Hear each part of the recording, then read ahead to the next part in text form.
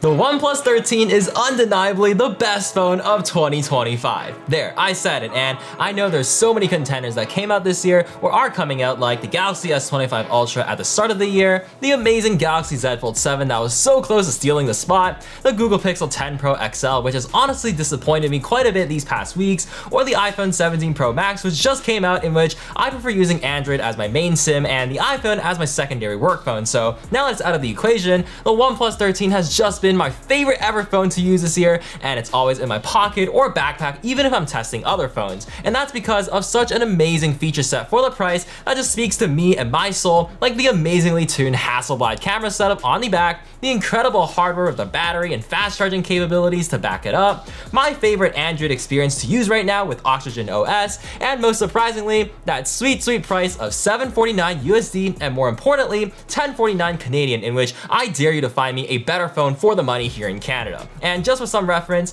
the iPhone 17 Pro Max is $1976 after tax here in Canada, while the Samsung Galaxy S25 Ultra is a whopping $2,168 after tax, which is just outrageous. I did not expect to love this phone so much, but after using it for over 6 months straight now as my daily driver, I'm happy to say the OnePlus I know is back, baby. But yeah, I was actually a huge OnePlus fanboy back in the days, following their journey from the very beginning as a little kid, and then finally being able to own the OnePlus 6T at the start of high school that I bought with my own money after saving up for so long at work, and then later I bought the OnePlus 8 Pro that I actually use as my video camera when I started this channel. But yeah, if you wanted to check out that old review, that was pretty cool. But yeah, that was the end of my days of OnePlus because everything just went downhill from there on, and it wasn't until this generation that I had my interest peaked again. Historically speaking, the cameras on OnePlus devices have always been the weak point or that one compromise you had to give into for the sake of having a cheap phone. But many years later, and I can't believe I'm saying this,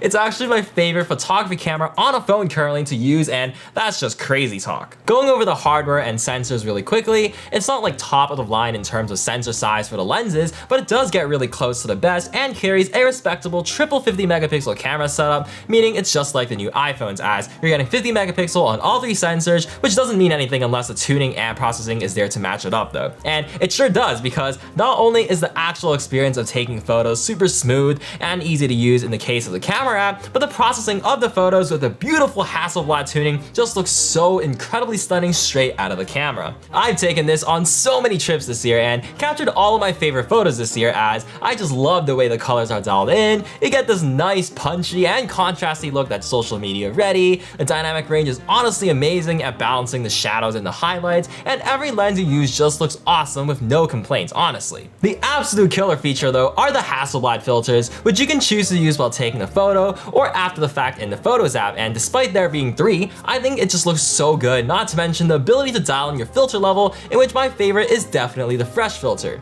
Even the watermarks that you can choose to frame the image looks awesome, and it's just such a rewarding camera to use, especially if you love stylistic looks, which I'm definitely biased as a photographer that grew up on Fujifilm cameras. The Hasselblad partnership also brings features like the master mode, which lets us shoot in RAW, with pro controls for ultra detailed photos with more authentic Hasselblad colors, and a super fun X-Pan mode, which in the right scenario can create some honestly incredible and breathtaking wide photos, which I just can't believe how good they look. The only real downside, and why it's not the best photography camera, is because the video quality is only alright, as the iPhone is always king, and especially the new iPhone 17 Pro and Pro Max. But anyways, as good as those 3 Hasselblad filters are, sometimes you just want to level up your photos even more, so I got just the app for you, and it's called Luminar Mobile, which just has to be the most easy to use, quick and intuitive photo editor I've used. To start, all you need to do is select an image from your files or photo gallery, or even take photos in the app using your native camera, and boom, you're in and can start editing right away.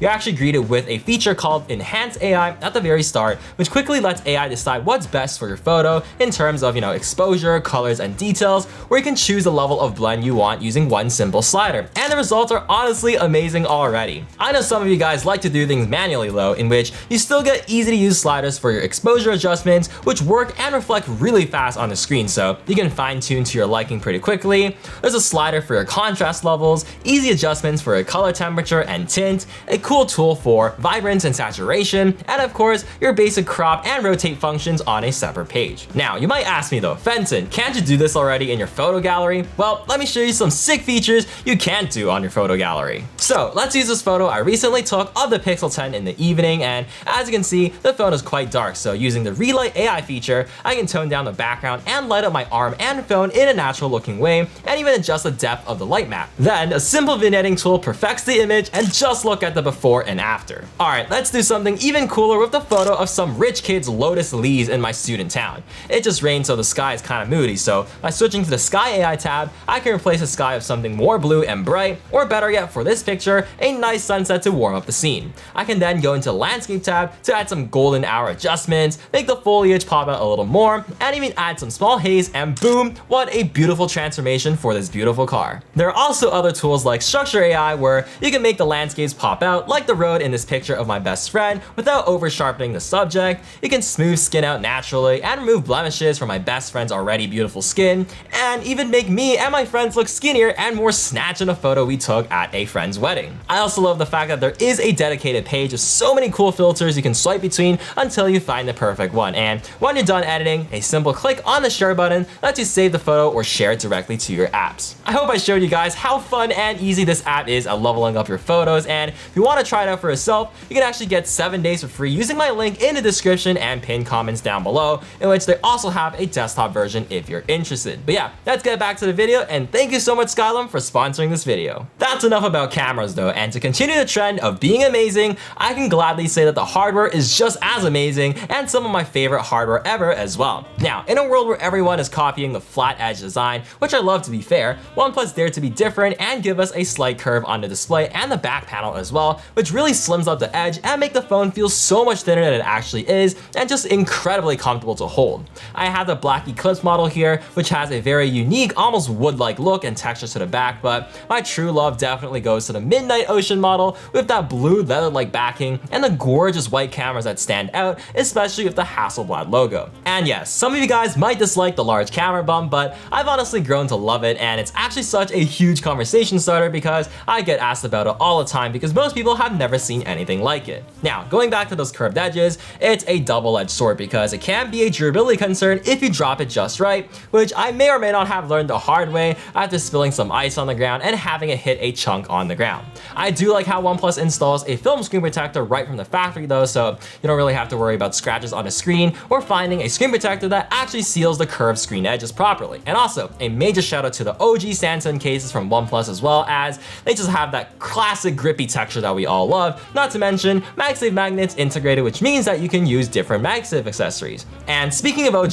I absolutely love that there is an alert slider, which I've always been a huge advocate for because I genuinely miss it when I'm using other phones. You can easily slide the toggle between silent, vibrant, and ring settings right from your pocket, and it's just so much better than the iPhone switch because sometimes I want vibrations but without the sound, and sometimes I just want complete silence. They are unfortunately removing this again with the next model, so I'm curious to see how the next generation so-called Plus key will replace this and if it'll actually be better, in which it better be better OnePlus. And just to touch on some more durability, you do get an IP68 and IP69 rating, which is better than a lot of phones for an extra peace of mind, not to mention a cool feature that enables the display to respond to touches normally when wet, which I actually found really useful a lot of the time. Now, continuing on this theme of awesomeness, the display is absolutely beautiful and top of the class as well, as, you know, swiping from the edges feels so nice and smooth because of the slight curve and the 120Hz refresh rate. The panel is gorgeous with its vivid colors. It gets so incredibly bright at up to 4500 nits that you'll have zero problems using in the sun outdoors as well. The under display fingerprint scanner is also the fastest and most reliable one that I've ever used, thanks to that amazing ultrasonic technology that all phones use now, and it's honestly so fast that you can't even see the custom animations that you can set in the settings. Haptics also feel super premium, crisp, and strong when typing and swiping through the UI, in which the only forgettable thing are the stereo speakers, which unfortunately are one of the only weak points of the phone. They don't get very loud, they're not super detailed, and they do actually sound a bit distorted at max volume. Not a huge deal breaker for me, but something to be aware of for sure, as you know, I do find myself reaching for my earbuds when taking calls sometimes, even at home, in which, speaking of earbuds, I've also been really liking the OnePlus Buds Pro 3, as they quickly become my favorite Android earbuds, not to mention being a lot cheaper than, premium alternatives like the Galaxy Buds 3 Pro. It's got a really engaging and bassy sound that I surprisingly love the tuning of, in which they collaborated with Dyna Audio. It looks like AirPods and even copies the same controls. It has almost the same good ANC and transparency as well, and it's just super duper comfy for me because of the smaller size, and it's just so good. I don't even bring headphones out a lot, especially in this warmer weather. The OnePlus Watch 3 is also awesome to pair with this phone because it just looks super classy with the titanium bezel, a physically rotating crown, great watch faces like this tourbillon one, and not to mention it does have amazing sleep and workout tracking, a giant bright screen that's responsive, and most importantly, multiple days of battery life even with heavy usage. Anyways, going back to this phone and with all the hardware, you should be really happy to know that the battery life has also been honestly amazing for me as well, with a 6,000 mAh battery capacity, which matches the one on the OnePlus 13R, although it does have a more efficient chip, so it does outperform this phone and has the best battery life I've ever tested. It's actually such a great alternative to this phone that you really have to watch my review up here, which you can check out. And while you're doing that, I would really appreciate a like and sub to this channel if you're enjoying this video so far, if you want to help this young man reach his dreams of being a full-time tech YouTuber. Every single one of you guys mean a lot to me, and thank you so much in advance. And yes, I need to stop interrupting my own thoughts, but anyways, this phone can easily get you through a long day perfectly fine, even on a 5G network outside all day with full brightness on a display. And when you need to charge this phone, the 80-watt charging support gets you a full charge in literally like 36 minutes, which is insanely fast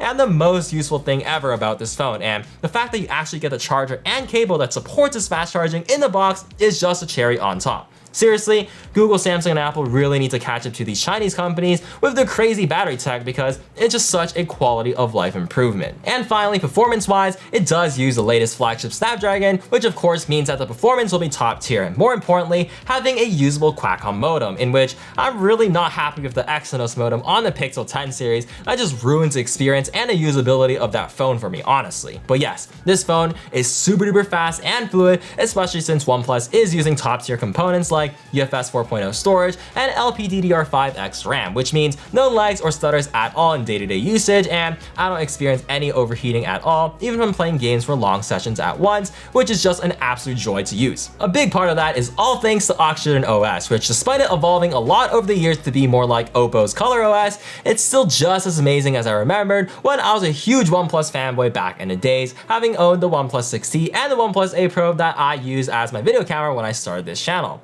I just love the aesthetics of the UI, with all of its spacing and design elements matching my preferences, especially compared to the slightly ugly One UI in my opinion, not to mention how insanely fast and fluid day-to-day use is without any sort of lagging or stuttering. I also love the split quick settings toggle menu and notifications just like the iPhone, in addition to the global search to quickly open apps and even search across apps like your photos. And the customization is just awesome too, down to being able to choose between different fingerprint scanner animations, very in-depth icon adjustments to your own liking, a transition style between your pages, and tons of flexibility if you're always on display, floating windows for your notifications and apps, lock screen gestures for easy access to apps and functions, which I actually use a lot, especially for the flashlight, and that's just scratching the surface. OnePlus even copied Apple's Dynamic Island with their own version called Live Alerts, which I actually love for music controls with Spotify in the background, although I did wish it supported more apps like Ubers and stuff like that. So yes, in conclusion, I hope you guys can see why this is my favorite phone of the year, and where I can proudly say as an OG OnePlus fanboy that OnePlus is back in business. And especially for the insane price that it's selling at right now, it makes it really hard to recommend other flagships in the game, and even non-flagships like the Google Pixel 10, which is more expensive than this very OnePlus 13 in Canada. That makes me more and more excited for the OnePlus 15 to launch, which is apparently soon, in which yes, they are skipping 14 because 4 is a bad number, but based on recent leaks, I can see that we're getting a flat panel this time with a whopping 165Hz refresh rate, which will be insane, and I wonder if we're actually going to be able to tell such a big difference considering it is a touch interface. We're also getting a new redesign, which based on the leaks so far, I'm honestly not the biggest fan of. We're also getting an insane supposed 7,000 mAh battery capacity thanks to the silicon silicon carbon tech, and it's also rumored to support up to 120 watts of charging, which is just out of this world. And finally, what I'm most scared of, the new cameras, in which OnePlus is dropping the Hasselblad partnership, which I raved about for half this review. I really need whatever in-house processing system that OnePlus built to match or exceed the current camera system,